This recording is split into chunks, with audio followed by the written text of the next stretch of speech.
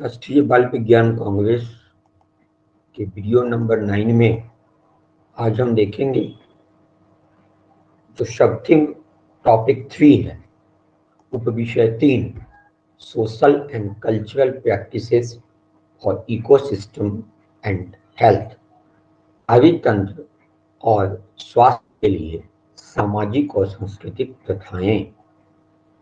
इस टॉपिक पर विचार करते हुए हम लोग इस टॉपिक पे कौन कौन सी परियोजनाएं बनाई जा सकती हैं और किन परियोजनाओं पर बेहतर कार्य किया जा सकता है और कार्य करने की पद्धति क्या होगी, कैसे हम उस पर स्टडी करेंगे, इस पे हम लोग विस्तृत चर्चा इस वीडियो में करेंगे। यदि आप इस वीडियो पे काम करना चाहते हैं तो निश्चित तौर पर वीडियो को अंत तक देखें। अगले वीडियो में हम जो मेन थीम है, फोकल थीम है आपका इकोसिस्टम और हेल्थ, इस वीडियो पर हम डिटेल मटेरियल इकट्ठा कर रहे हैं, उसको लेकर हम आएंगे और उसको शीघ्र ही अपलोड करने जा रहे हैं, ताकि आप किसी भी विषय पे काम कर रहे हैं तो आपको बहुत सारे डाटा, बहुत सारे थीम वहाँ से आपको प्राप्त हो जाएंगे। देखिए, ये जो सब थीम है, social and cultural practices for ecosystem and health, यह आपकी जमीन से जुड़ा हुआ उपविषय है, आपके समाज से, आपके फैमिली से जुड़ा हुआ उपविषय है। क्योंकि परिवार की जो संरचना होती है उसके संबंध में आप जानते हैं कि समुदाय की जो भी सामाजिक स्थिति है, जो उसका सोशल स्टेटस है, उसका जो सोशल ग्रुप है, जो भी संस्थाएं हैं, वह एक सामाजिक संरचना विकसित करती है। एक सोशल स्ट्रक्चर के तहत सभी लोग रहते हैं और वे एक सोशल बेस बनाते हैं, सामाजिक आधार बनाते हैं, जहाँ पे उनका अपना धर्म है, रीति रिवाज है, उनकी प्रथाएं हैं, उनकी आध्यात्मिकता है, उनकी खाद्य प्रणाली है, उनका जो आवासन है, आवासन विकास है, उनकी व्यावसायिक प्रथाएं हैं, उनके पारस्परिक ज्ञान प्रणाली है, और ये सभी सांस्कृतिक विरासत के रूप में, प्रथाओं के रूप में विकसित होती चली आ रही हैं। कुल मिलाकर देखें तो ये प्रकृति और पारी तंत्र के साथ साथ स्वास्थ्य संबंधी प्रथाओं से आपस में जुड़ी हुई हैं। बाद में सामाजिक एवं सांस्कृतिक प्रथाएं सामाजिक और सांस्कृतिक मूल्यों के संदर्भ में पारी तंत्र के आसपास ही विकसित हुई है। परिणाम स्वरूप क्या हुआ कि सामाजिक और सांस्कृतिक आवश्यकताओं की पूर्ति के लिए पारी तंत्र और उनकी सेवाओं पर निर्भरता धीरे धीरे बढ़ती चली गई। अब इसका दूसरा इफेक्ट देखेंगे कि चूंकि स्वास्थ्य भी आपका जुड़ा हुआ है, तो दूसरी ओर स्वास्थ्य के संदर्भ में सामाजिक और सांस्कृतिक मूल्यों पर आधारित अनुभव है, जो कभी कभी जो कपोल काल्पनिक कथाओं से जुड़ी हुई है।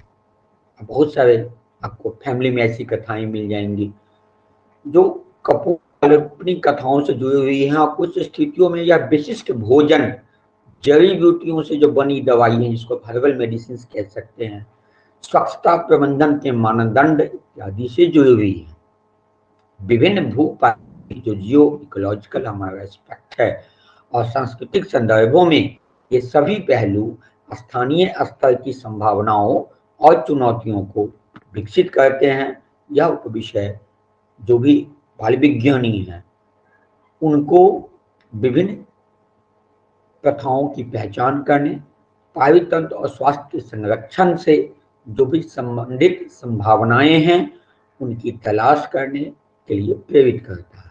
यह उनके जो लोकल एस्पेक्ट है, स्थानीय संदर्भ है, उसमें सोशल, कल्चरल जो भी प्रथाएं विकसित हैं, उन व्यवस्थित रूप से, वैज्ञानिक रूप से खोजने के लिए प्रेरित करता है और स्थानीय समुदायों से जुड़ी चुनौतियों को दूर करने तथा उन तरीकों और साधनों की संभावनाओं को खोजने में मदद करता है। अब आप यह देख सकते हैं कि आप थीम को समझे कि सब थीम में क्या है। अब सामाजिक प्रथा क्लियर है, ऐसी प्रथा जो हमारे समाज के लोग पीढ़ी दर पीढ़ी स्थानांतरित कर रहे हैं, जैसे कुछ खास पर्व पर या कुछ खास दिनों में उपवास रखना, भोजन नहीं करना, या फलाहार लेना, या निराहार लेना, सिर्फ जल पीकर रहना, दाह संस्कार की विधि है कि जो शरीर का जो त्याग होता है तो विभिन्न के हिसाब से अलग अलग पद्धति का संस्कार होता है, दफनाने की हो या फिर शव को दफनाने की हो, उसके पीछे क्या कारण है, पाचन पर उसका क्या इफेक्ट होता है। ये स्टडी का विषय है कि उसका पॉजिटिव इफेक्ट होता है कि नेगेटिव इफेक्ट होता है। ठीक है, दोनों का कंपेटिटिव स्टडी कर सकते हैं। आप जो उपवास कर रहे हैं वो ऐसा भी अब देखेंगे आपकी, अब जो डायबिटिक पर्सन है, जो हाई ब्लड प्रेशर के शिकार हैं, अब उनको या फिर जिनमें ओबेसिटी आ गई है, मोटापा आ गया, उनको कहा जाता है कि आप कम से कम वीक में एक दिन उपवास रखिए, फास्टिंग रखिए। और आप देखेंगे कि जो पहले के लोग थे, हमारे पूर्वज थे, और आज के जो लोग हैं, दोनों के स्वास्थ्य का अध्ययन यदि आप करेंगे तो आप पाएंगे कि पहले के लोग हम लोगों की अपेक्षा ज़्यादा तंदुरुस्त थे, उनका जो लाइफ स्पैन था वो ज़्यादा था, अधिक दिनों तक जिंदा रहते थे। आज के लोगों का लाइफ स्पैन कम हो, तो ऐसे कंडीशन में कुछ ना कुछ तो है। तो हमारी सामाजिक प्रथाएं हमारा कहीं ना कहीं पॉजिटिव एस्पेक्ट होती है, और समाज में जो ऐसी प्रथाएं बनी हैं कहीं न कहीं वो मानव स्वास्थ्य पर सकारात्मक प्रभाव डालता है। अब डालता है या डालता है, क्या उसका नकारात्मक प्रभाव होता है, यह भी आपके स्टडी का विषय। और जो हमारी सांस्कृतिक प्रथाएं हैं, जो कल्चरल है, जो सांस्कृतिक रूप से विरासत में हमारे पूर्वजों से चली आ रही हैं। सूर्य, आप जैसे आध्यात्मिकता में हिंदू धर्म के लोग स्नान करने के बाद सूर्य को अर्घ्य देते हैं, और सूर्य को अर्घ्य देते हैं तो क्या उस पर क्या इफेक्ट होता है, क्या अर्थ ऐसा नहीं कि अब दोपहर में दे दे, संध्या को दे दे। कालीन अर्घ्य का प्रावधान है, तो प्रातःकालीन अर्घ्य का प्रावधान है। अर्घ्य का भी एक विधि है कि अर्घ्य जो हमारी आंखों के जल का जो प्रवाह होना चाहिए, ताकि वो जल के प्रवाह से हम आंख की रोशनी से, आंख जल और सूर्य के बीच में जल आ जाए, और उसके माध्यम से सूरज को देखने पर आँख पे कुछ पॉजिटिव इफेक्ट होता है।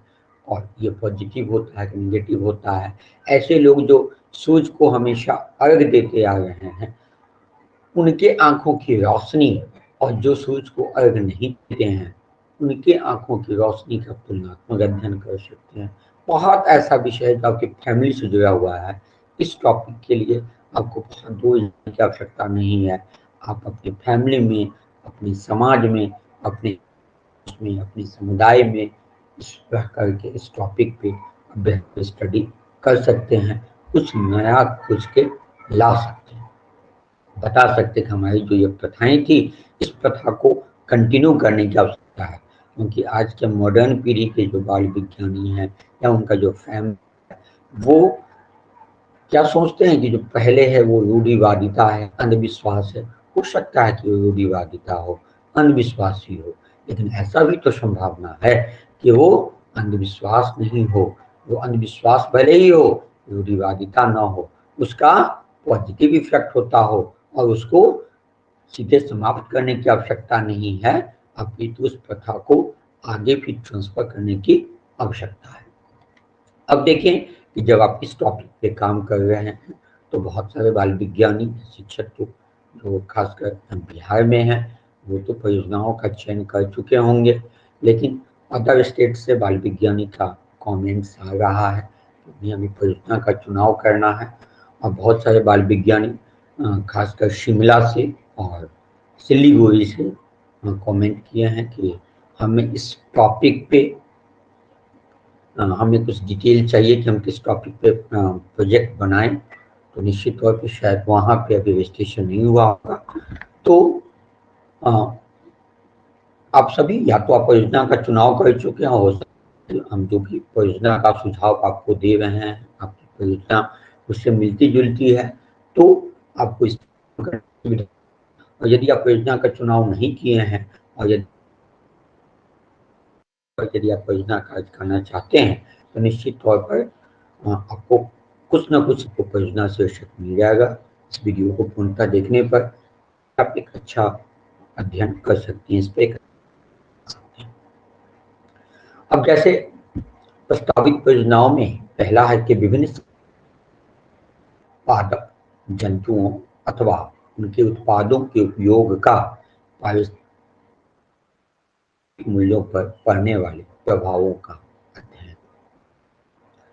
अब जैसे अब आप देखेंगे कि हिंदू फेस्टिवल में खासकर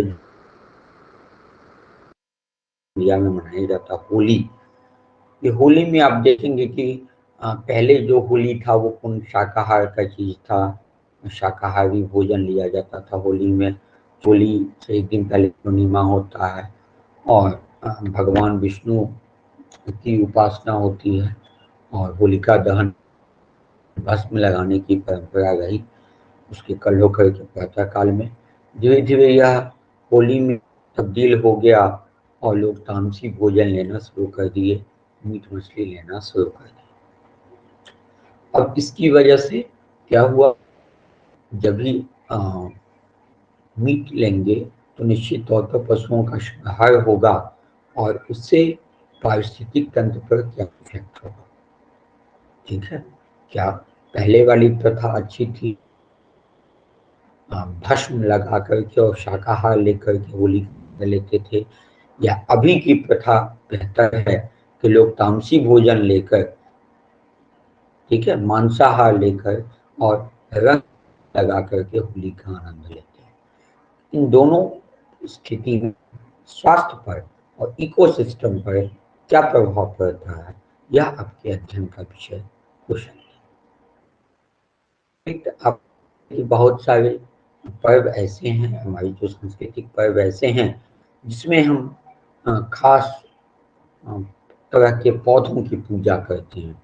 वटवृक्ष की पूजा होती है, बरगद की पूजा होती है, बरगद के चारों तरफ धागे बांधे जाते हैं और वो धागे बांधने का अर्थ यह हुआ कि वहाँ पे बरगद को अपना मानते हुए उसके रक्षा का प्रयास करना। अब आप देखेंगे कि जो पीपल के पेड़ है, बरगद के पेड़ है, जो भी ऐसे पेड़ है जो बहुत जिसके बहुत सारे डंठल होते हैं और बहुत सारी पत्तियां होती हैं, बहुत दूर में फैल। अब आप देखें कि पत्तियों की संख्या ज्यादा होगी तो निश्चित तौर पे फोटोसिंथेसिस अधिक होगा, प्रकाश संश्लेषण अधिक होगा। प्रकाश संश्लेषण अधिक होगा, ऑक्सीजन जो है वो अधिक मात्रा में रिलीज होंगे in respect of other plants जिनका आकार छोटा, पत्तियों की संख्या कम। दूसरा, वहां पे अब कितना भी गर्मी है, ऐसे वृक्ष के नीचे चले जाएं, पीपल के वृक्ष के नीचे चले जाएं, बरगद के वृक्ष के नीचे चले जाएं, आपको ठंडक महसूस होगी, क्योंकि से जो वाष्पोत्सर्जन होगा वो वाष्पोत्सर्जन द्वारा जो नमी युक्त हवा है वो नमी युक्त कृत्रिम रूप से कूलर में आनंद लेते हैं। नेचुरल है, वहाँ ऑक्सीजन की भी पर्याप्त मात्रा है और जलवाष्प भी है और का एहसास करते हैं। तो को बचाने के लिए अब मान लीजिए कि आमतौर पर इस सांस्कृतिक विरासत खासकर उस गांव में पीपल के पेड़ को नहीं काटा जाता है, बरगद के पेड़ को नहीं काटा जाता, ऐसे भी पर्व आते हैं की जाती है तो आंवला के पेड़ को नहीं। अब इससे क्या फायदा होता है, ये भी आपके स्टडी का सब्जेक्ट है, इससे क्या फायदा होता है। और यदि इस तरह की प्रथा को हम आज की पीढ़ी भूल जाएगी तो निश्चित तौर पर एक समय आएगा कि बरगद और पीपल के पेड़ को भी काटा जाने लगेगा और उसके बाद जो पारिस्थितिक वो बैड इफेक्ट शुरू हो जाएगा। तो उससे रक्षा करने की जरूरत होगी। यदि आप इसका फायदा दुनिया समझ जानेगी कि नहीं, यह इसकी रक्षा करना आवश्यक है, पानी तंत्र पर इसका सकारात्मक इफेक्ट पड़ रहा है और यह सीधा पॉजिटिव इफेक्ट डाल रहा है हमारे हेल्थ पर, तो हमारा जो सोशल यह जो प्रथा चली आ रही है उस प्रथा को आगे भी कैरी करना तो इस तरह से आप बहुत सारा टॉपिक लोकल लेवल में बना सकते हैं कि अब आप जैसे मान लीजिए कि सिलचर है, तो सिलचर के जो भी गांव आपका सांस्कृतिक रूप से पूजे जाने वाले विभिन्न का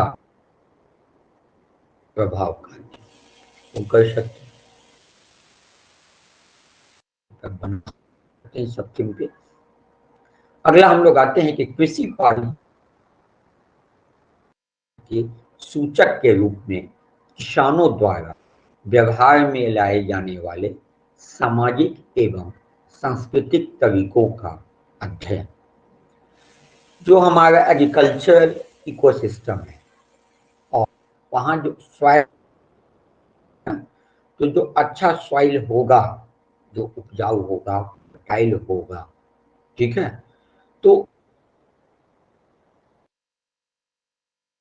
मिट्टी के स्वास्थ्य की रक्षा के लिए जो है वह किसान मिट्टी को सामाजिक रूप से इस्तेमाल करते हैं। ठीक है, ये भी आपके अध्ययन का बहुत अच्छा टॉपिक हो सकता है। अब जैसे हम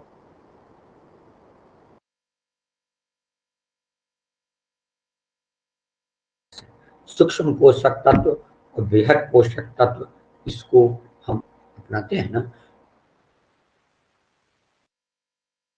आते हैं, तो आप बहुत सारे स्टडी में आप पाए होंगे कि जब रासायनिक उर्वरक का उस पर इस्तेमाल करते हैं ज्यादा होता है और धीरे धीरे उस मिट्टी की उर्वरा शक्ति क्षीण होती चली जाती है।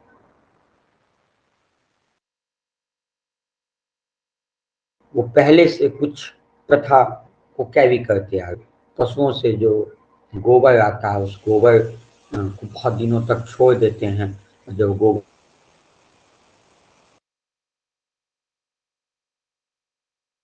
अब तो गैस से खाना बनने लगा, घर घर से आ गया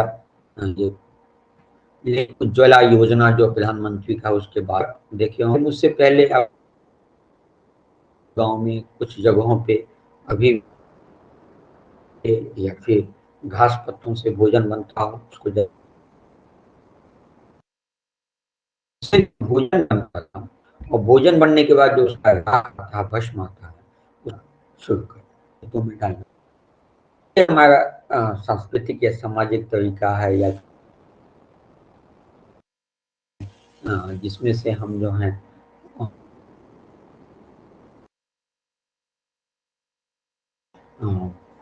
उसको हम लोग खेतों में डाल देना।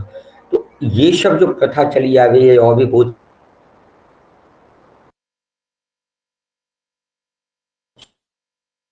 तो ये प्रथा जो है ये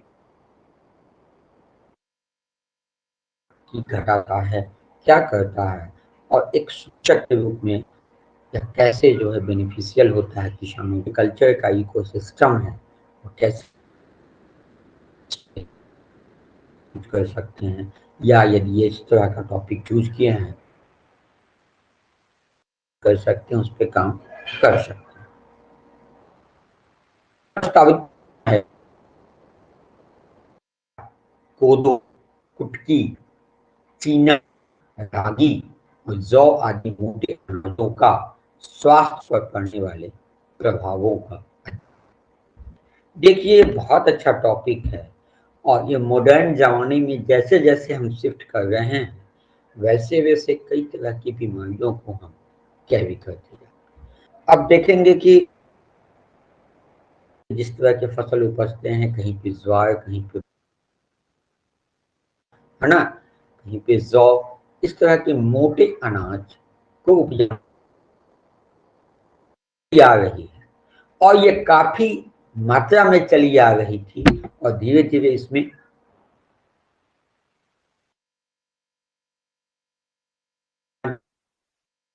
तो मौजूद है और जो फाइबर मौजूद है यह आज के मॉडर्न जमाने किट वाले आटा में आपको मौजूद नहीं।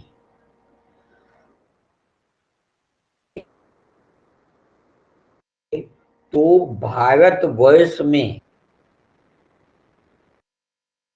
47.8% लोग कंस्टिपेशन कब्ज का है,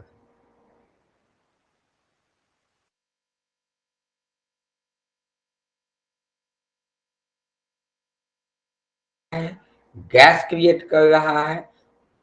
देखेंगे कि फैमिली में या समाज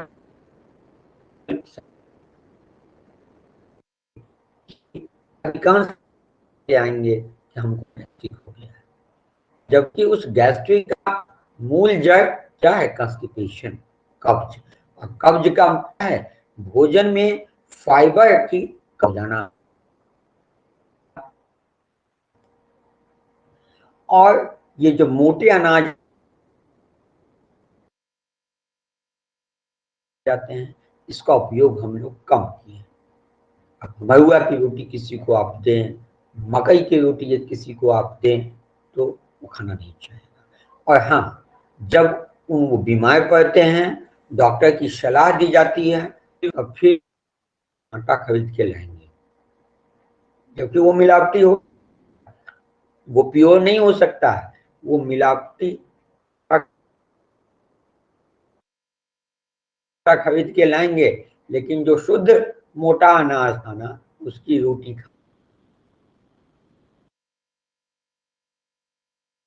निगेटिव इम्पैक्ट हुआ है और इसका सीधा इफेक्ट स्वास्थ्य पर पड़ा है। इसका बहुत अंतर। मरुआ देखें, उसमें आयरन पाया जाता है। इसके अतिरिक्त कई तरह के ऐसे अनाज हैं जिसमें कई तरह के अन्य पोषक तत्व आते हैं जो शरीर के लिए यूजफुल है। पोषक तत्व की पुनर्पूर्ति के लिए विटामिन का टैबलेट लेंगे, आयरन का टैबलेट लेंगे, लेकिन उसका जो नेचुरल सोर्स है मोटे अनाज, उसका प्रयोग हम लेंगे।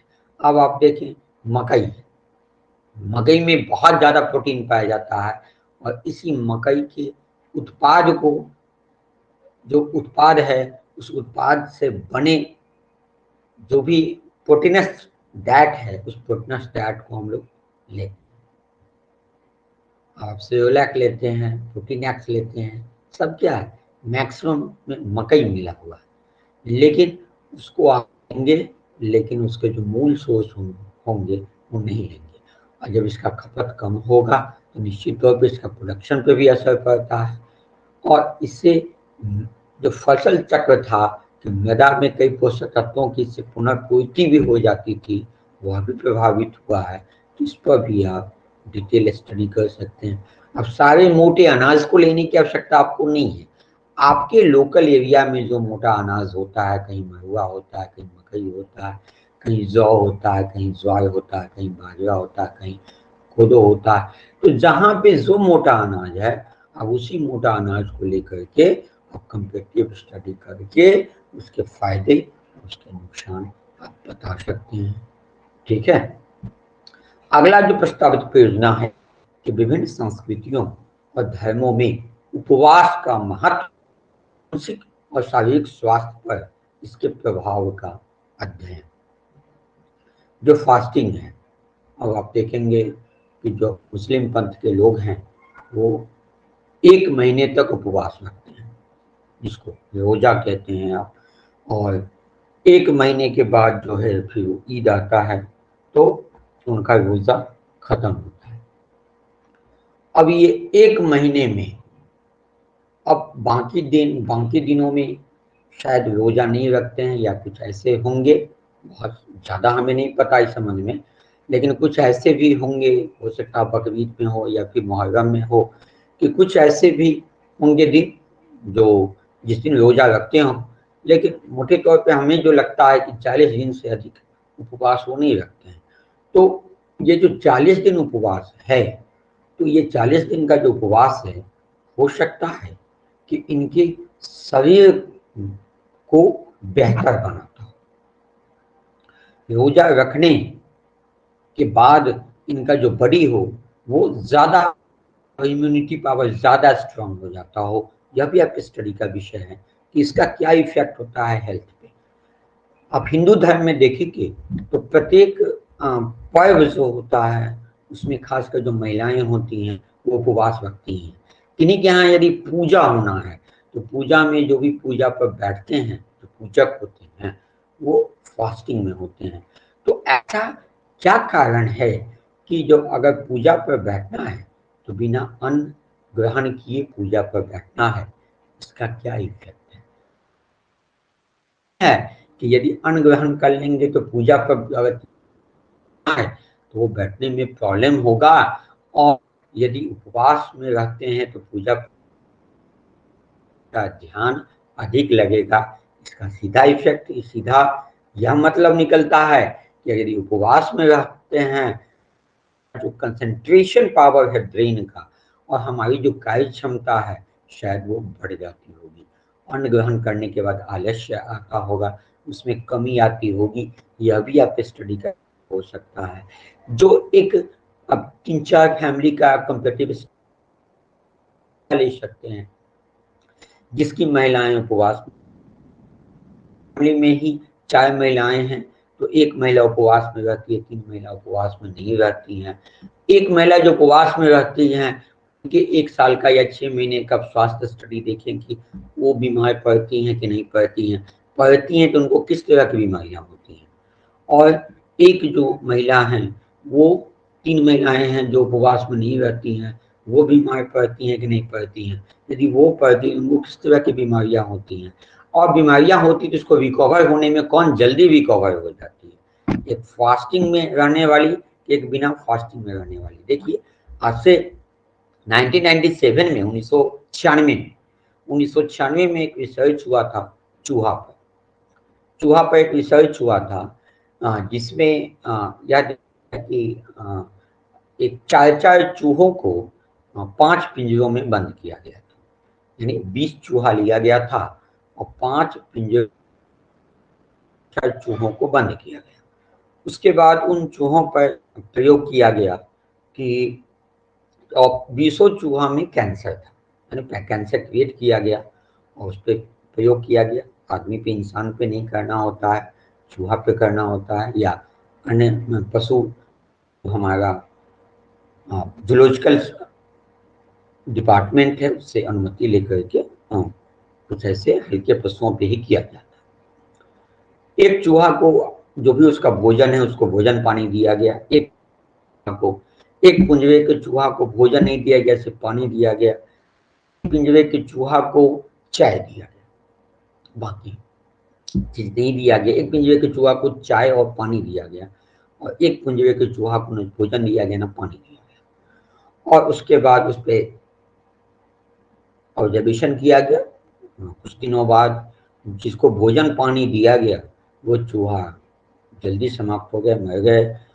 जो पिंजरे में चूहा को सिर्फ पानी दिया गया वो उससे ज़्यादा दिन सर्वाइव किए, और जिस चूहा को सिर्फ पानी और चाय दिया गया था वो उससे भी ज़्यादा सर्वाइव किए, और जो चूहा को सिर्फ चाय दिया गया वो उससे भी ज़्यादा सर्वाइव किए, और जो चूहा को कंप्लीट फास्टिंग में रखा गया उसका वो वीक तो हो गया लेकिन उसका कैंसर ठीक हो गया।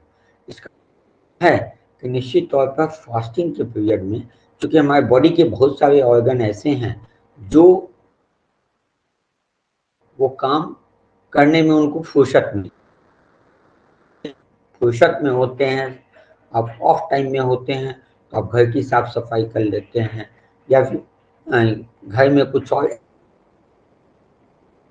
हैं। उसी तरह से हमारे बहुत सारे ऑर्गन ऐसे हैं जो अगर रूटीन वर्क में जितना है करना है कर रहे हैं, लेकिन उसके बाद यदि समय मिल रहा है, यदि फुर्सत मिल गई है, तो निश्चित तौर पर कुछ दूसरा काम करते हैं। दूसरा काम में हमारी इम्यूनिटी को बढ़ाने का काम भी करते हैं। खास जो लीवर है, जो हमारा स्प्लीन है, वो इम्यूनिटी को बढ़ाने का काम करता है। खासकर जो पाचन तंत्र से जुड़े हुए अंग है, तो उसकी इम्यूनिटी बढ़ती चली गई और जो मैलिग्नेंट सेल था उसकी ग्रोथ को रोक दिया, जिससे कैंसर होता है। तो इस तरह से आप इस पे भी आप स्टडी कर सकते हैं कि उसके मानसिक और शारीरिक स्थिति पर क्या प्रभाव पड़ा। अगला जो प्रस्तावित परियोजना है कि विभिन्न संस्कृतियों और धर्मों में उपवास का महत्व हो गया। अगला है कि कृषि पारितंत्र में स्थानिक सामाजिक और सांस्कृतिक प्रथाओं के उपयोग का अध्ययन। फार्मा का जो आप हेल्थ बनाते हैं, है ना, तो उसमें जो हमारा जो सामाजिक और सांस्कृतिक प्रथा चला आ रहा है रिलेटेड टू फार्मर हेल्थ। किसान को आप देखेंगे कि आप जहाँ एक बार जाएंगे शहर में रहने वाले लोग या जो खेतों में नहीं जाते हैं वो तुरंत बीमार पड़ जाएंगे, इन्फेक्शन हो जाएगा, वो दिन रात खेतों में लगेगा। तो आपको पता है कि मिट्टी का यदि आप सैंपल टेस्ट कराएं तो मिट्टी में कितना जीवाणु कवक है, लेकिन वो स्वस्थ रहते हैं। तो हमारा जो प्रथा है, ठीक है, वह प्रथा है जैसे सुबह जगना, जल्दी जगना, फिर वो खेतों में जाना। खेतों में कोई आपको जो है हैंड सैनिटाइजर भी नहीं होता है, हैंड वॉश भी नहीं होता है, यहाँ आप सेवलॉन का, डिटॉल का हैंड वॉश से हैंड साफ करते हैं ताकि इन्फेक्शन न हो। तब आप खाना खाते हैं भी बीमार पड़ते हैं। अब वो उस बैक्टीरिया भरे खेत से आया है, सीधे हाथ धो लिया और नाश्ता वहाँ पहुँचता है उस सबका, नाश्ता कर लिया और फिर खेत में चला गया, लेकिन वो स्वस्थ रहता है। तो उसका जो प्रथा चला आ रहा है शुरू से, उस प्रथा से वो जो क्या इफेक्ट हो रहा है उसके हेल्थ पर, जो फार्मर्स हैं उसके हेल्थ पर क्या इफेक्ट हो रहा है। अब देखिए, ऐसे फार्मर जो खेतों में दिन रात काम कर रहे हैं और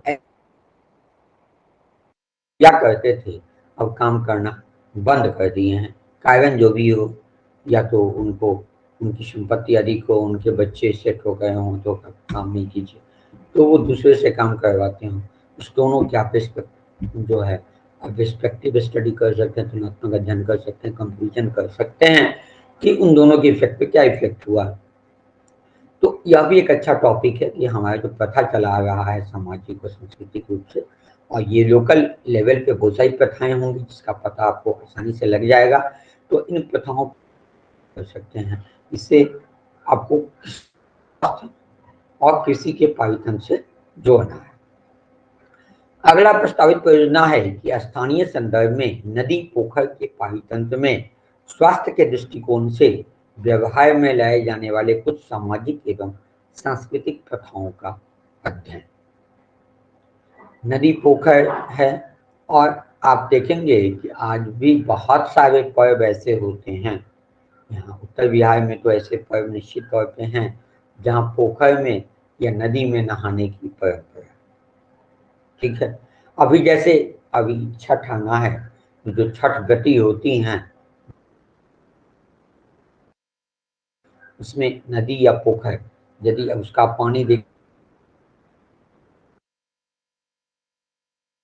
या पोखर के उसी पानी में वो स्नान करती हैं, अर्घ देती हैं, और वो अर्घ प्रत्यक्षता या अप्रत्यक्षता निश्चित तौर पर उस प्रसाद पे भी पड़ता है, लेकिन क्या उस प्रसाद से या लोग बीमार पड़ रहे हैं और क्या उससे जो भी आपको जो छठ गति हैं जो उस पानी में स्नान की हैं वो बीमार पड़ रहे कि नहीं पड़ रहे।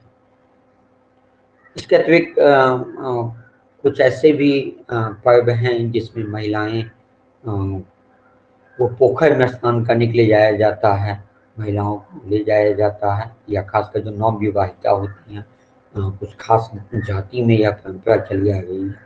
तो लेकिन वो हम किए हैं, हम जो देख रहे हैं वो ऐसा नहीं कि वो उस पोखर में स्नान करने से बीमार पड़ गए। अब देखेंगे कि बहुत सारे ऐसे हैं, आपको गांव में बच्चे मिलेंगे, शायद आप उस पोखर में चले जाएंगे तो आप तुरंत आप उसका पानी आप छू लेंगे और बिना हैंड वॉश किए हुए यदि आप दूसरा चीज़ खा लेंगे तब बीमार पड़ जाएंगे, इन्फेक्शन हो जाएगा। लेकिन वहाँ बहुत सारे बच्चे आप ऐसे देखेंगे, ग्रामीण क्षेत्र के बहुत सारे बच्चे ऐसे देखेंगे जो पोखर में खूब डुबकी लगा के स्नान कर रहे हैं और वो स्वस्थ रहते हैं। मल्लाह जो होते हैं, जो हमारे लिए मछलियाँ पकड़ के लाते हैं, वो देखेंगे उसी पोखर में रहते हैं, लेकिन वो बीमार नहीं पड़ते हैं। तो निश्चित तौर पे कहीं ना कहीं वो प्रकृति से जुड़े हुए हैं, उस पारितंत्र से जुड़े हुए हैं, तो उनका तरह से अडेप्ट कर गया है, उनका जो इम्यूनिटी पावर है वो हमारी अपेक्षा ज़्यादा बढ़ गया है, और जो रनिंग वाटर है ज़्यादा प्योर माना जाता है, इन कंपेरिजन ऑफ जो भी आपको ऐसा पानी से जमा हुआ है, निश्चित तौर पर इसका क्या इफेक्ट हुआ है और जो उस प्रथा का क्या इफेक्ट है स्वास्थ्य पर, बैड इफेक्ट है, गुड इफेक्ट है, ये सब आप स्टडी करके ला सकते हैं। आप अपने स्थानीय जगह पर, अपने गांव में कहीं जाने की जरूरत नहीं है। हर गांव में नदी है, हर गांव में पोखर है, या शहर के आसपास भी नदी, पोखर, तालाब होंगे ही, तो आप वहां का स्टडी करके सकते हैं। अब हम लोग आते हैं अगले पर कि स्थानीय संदर्भ में पारी तंत्र एवं स्वास्थ्य के लिए सामाजिक एवं सांस्कृतिक प्रथाएं। ठीक है, पारी तंत्र और स्वास्थ्य के लिए इकोसिस्टम और हेल्थ के लिए जो हमारे सोशल और कल्चरल प्रथाएं चली आ रही हैं, वो प्रथाएं लोकल संदर्भ में या इसका निवासी हैं, जहां आप रहते हैं वहां की कुछ और प्रथाएं होंगी, कहीं और कुछ और प्रथाएं होंगी। तो वो भी जो भी प्रथा है, वह प्रथा खासकर जो इकोसिस्टम से जुड़ा हुआ है, वह प्रथा आपके इकोसिस्टम पे और हेल्थ पे ऐसा इफेक्ट लाता है। ठीक है, बहुत अच्छा टॉपिक है ये। हो सकती है पूजा की प्रथा हो सकती है जो आपको बताए हैं, या पक्षियों को बहुत सारे ऐसे पक्षियों, या बहुत सारे ऐसे हैं जहाँ पे पहला भोजन ये कुत्ता को देना, सॉरी गाय भोजन, अंतिम भोजन कुत्ते को देना। इस तरह से जो प्रथा चली आ, इस प्रथा से इकोसिस्टम पर क्या इफेक्ट होता है। प्रथा है कि जो भी बहुत सारे पशु ऐसे हैं, बहुत सारी पक्षियां ऐसा हैं जिसको हिंदू धर्म के लोग, हमारी जो प्रथा चली आ रही है, जो हमारा आपको लोकोपचार चला आ रहा है कि चूहा जो है वो गणेश जी का सवारी है, मूषक की सवारी, ये चूहा है वो गणेश जी की सवारी है, और चूहा हमारे घर में होता है और बहुत ज़्यादा नुकसान करता है, निश्चित तौर पे बहुत ज़्यादा नुकसान करता है। और आप देखेंगे, सर्वेक्षण पाएंगे कि अब जो स्टडी कहता है कि हमारे देश में जो भी खाद्यान्न का उत्पादन होता है उसका 15% हिस्सा चूहा खा जाता है। लेकिन फिर भी हमारी जो सांस्कृतिक प्रथाएं हैं, वो कहता आ रहा है कि चूहे को मत मारो, वह गणेश जी की सवारी होती है, भगवान गणेश की सवारी होती है। इसके पीछे क्या लॉजिक है, क्या कारण है?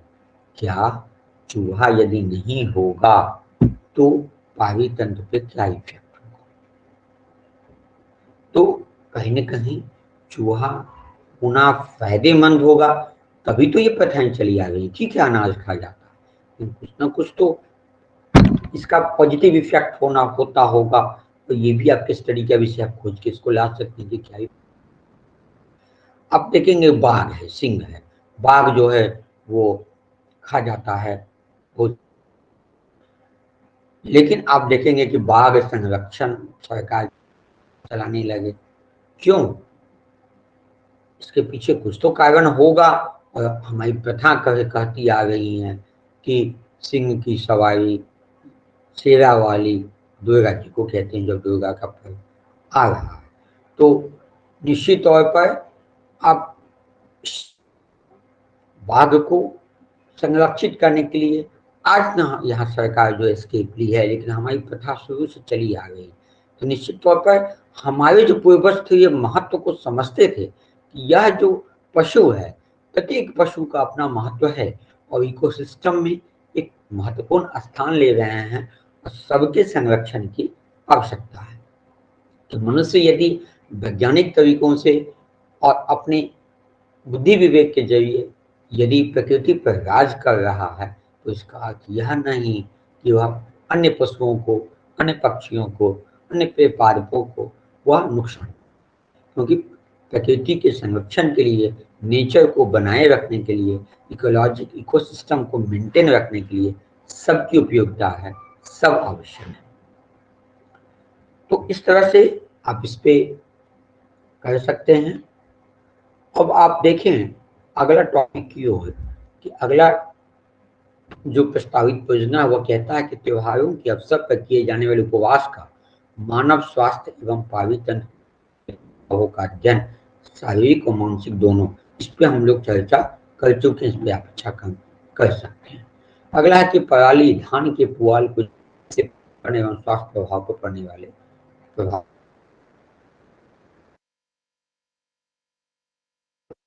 वो काट करके क्या किया जाता था कि पहले जो इसको खेत लगा गया जड़ के पास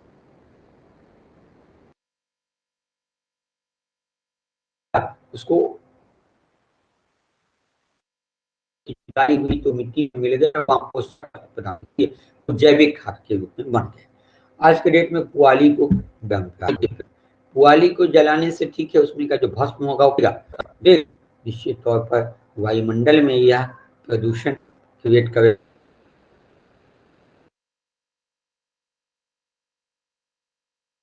परंपरा थी उसका इफेक्ट दिल्ली तक हुआ और में दिल्ली जो है वो इतना फैल गया, इतना कूड़ा कुहा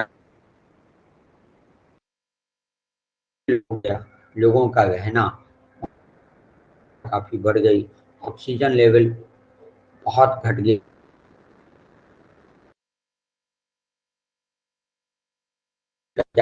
हुआ। तो इस पे आप स्टडी कर सकते हैं। ये थे 3 है आपका कि जो इकोसिस्टम है हमारा, तो उसका जो कल्चरल और सोशल चला है वह हेल्थ से किस प्रकार रिलेटेड है, पारित तंत्र और स्वास्थ्य के लिए सामाजिक और सांस्कृतिक प्रथाएं, इस पर बहुत सारा कंसेप्ट आपका क्लियर हो गया होगा। यदि आप पहले से परियोजना का चुनाव कर हैं तो आप या आपको इसमें आसानी होगी कि आप उस परियोजना में कैसे काम कर सकते हैं, किस तरह का काम कर सकते हैं, और नहीं चयन किया इस विषय पर काम करना चाहते हैं तो आपको अंदर में बहुत सारा आइडिया हो गया। निश्चित तौर पर यह वीडियो आपको अच्छा लगा होगा, उपयोग का होगा। इससे पहले कि हम विषय 4 कुछ प्रस्तावित परियोजनाएं लेकर आए, बहुत सारे बाल विज्ञानों का यह डिमांड हुआ है कि जो इसका सब थीम मेन थीम है आपका जो पारितंत्र, वह उस पारितंत्र मेन थीम पर, इस प्रोजेक्ट के मेन थीम पर हम लोग एक बड़ा वीडियो बनाए जिसमें बहुत सारा डाटा आपको दें कि जो मेन मुख्य विषय आपका है कि स्वास्थ्य और कल्याण के लिए पारितंत्र को समझना, understanding ecosystem for health and wellbeing. तो इस वीडियो में जो हम सबसे पहले इकोसिस्टम को डिफाइन करेंगे, इकोसिस्टम के सारे कंपोनेंट्स को आप बताएं,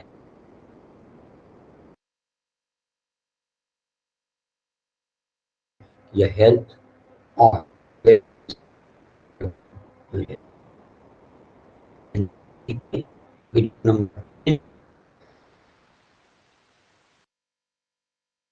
मुख्य विषय है स्वास्थ्य